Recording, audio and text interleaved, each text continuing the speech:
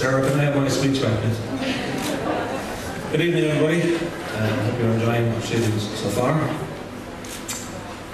I would like to especially welcome a couple of individuals tonight. I know Sarah has mentioned them, but I'd like to welcome the Commissioner, Mr. Martin Conlon, and his good lady wife, Deputy Commissioner Noreen O'Sullivan, and her partner Jim McGowan, Assistant Commissioner Michael Feehan, Geraldine Larkin from the PSA, Chris and Geraldine Reynolds from the Irish Coast Guard. I'd also like to say hi to Barry and Betty, Brady, and also Kay and Nigel Atkins from Cervex. I would like to thank and acknowledge the support of our member companies, because without your support, we'd have a pretty empty room here tonight. I'd like to also extend my thanks to members of the judging panels. You know who you are. We are grateful to you. I'd also like to thank our Commercial Director, Sarah. She's done an outstanding job here tonight. I think that is obvious. And she's been easy for me to work with, I have to say. And I'm not the easiest guy to work with either. So we've rubbed along pretty well. I have to say, it's been a big honour for me and a privilege to be in this position tonight and to be with you guys and to spend time and try and work for you. Barry Brady, some time ago, coerced me into this role, and I have to say, thanks, Barry. It's well worth doing. And we have a young man coming up in the wings for next year who's superb and will do a great job. The association plays a fairly critical role in the security industry in Ireland.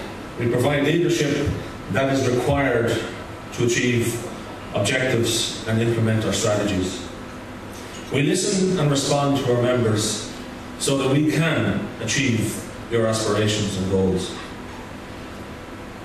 We've come a long way this year, and it's great to see many of our valued members here tonight. It's been a tough year, but I think we've learned, all of us have learned, a lot along the way.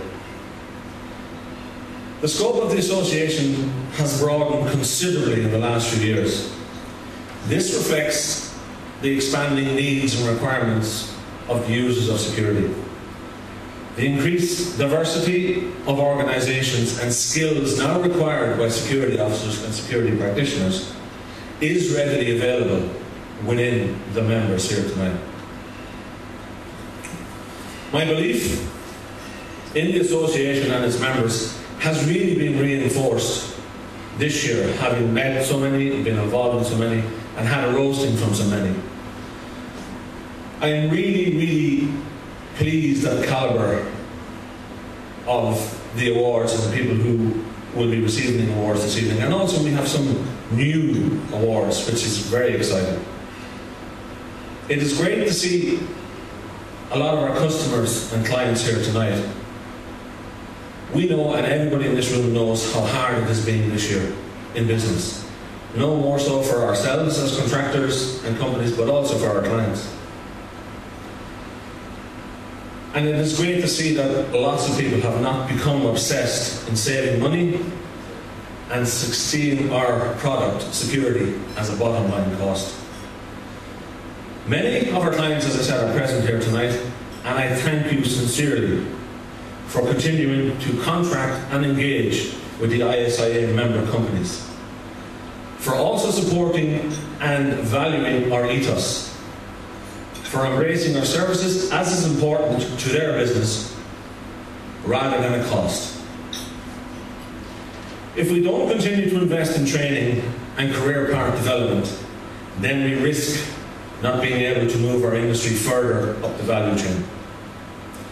We will miss massive opportunities that we all know are coming down the line. We need to continue our support in the JLC and also the enforcement of regulation. If we didn't have these regulations, our industry would be in a very sorry state. A longer-term strategic approach by our government would ensure more resources are invested in the PSA. and that all elements of the security industry would be licensed. This would see a direct return to increased revenues from all sectors, not just from the people in this room tonight. More importantly, it would ensure we have a sustainable, professional and hugely regulated private security industry, which is as important an element in any modern nation. The importance of this will become more significant as the public sector becomes smaller and hopefully more efficient, and will lead to a bigger role for us in the private security industry in certain functions of the state. We as an industry and as a great country must make sure we are not paralysed by current events. Rather, we must galvanise ourselves and strengthen ourselves for future opportunities. Once again, I thank you sincerely for your support. I really hope you enjoy the night.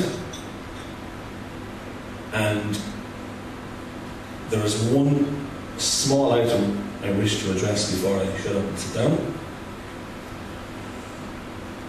There's a person in this room tonight who has given 14 very long and young years of sterling service to the ISIA. He has worked tirelessly in the promotion of the association over his time. I personally, and I know those of us on the committee, wish him well in his retirement, albeit I understand he's not quite retired just yet. It gives me a great pleasure to grant Mr. Barry Brady an honorary life member of the ISIA. Barry, could I ask you to join me up?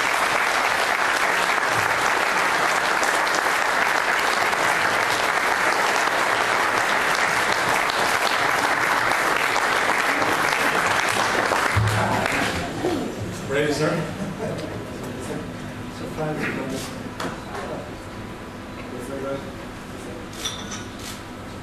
Thank you.